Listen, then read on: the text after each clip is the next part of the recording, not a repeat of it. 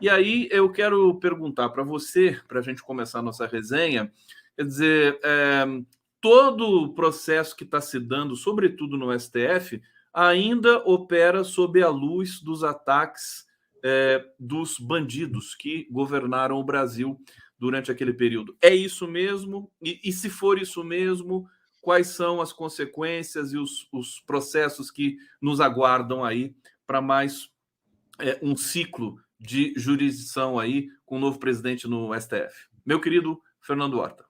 Tudo bom, Condão? Um beijo para você, um beijo para quem está nos ouvindo. O STF está dando aula de manipulação do simbólico, das questões do tempo, das questões históricas, né? O STF está fazendo, de alguma maneira, aquilo que a gente gostaria que o Executivo fizesse. O Executivo tinha muito mais chance de fazer. Veja que, passados 8 meses do ataque do 8 de janeiro, o STF segue na narrativa de que eles foram vítimas desse processo. Quando que, se a gente alarga um pouco, só um pouquinho, a janela pela qual a gente está vendo essa estrutura toda, a gente percebe que esse é um processo que eles deram causa, né?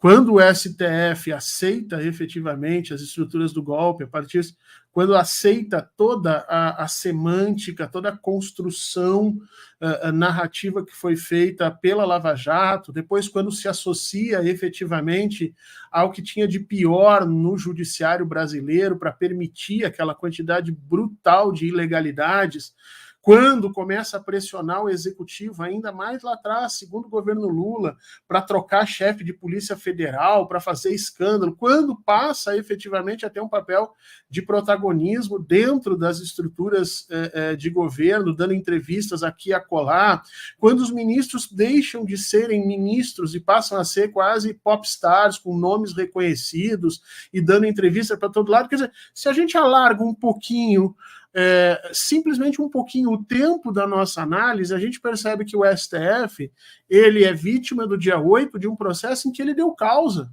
muito antes.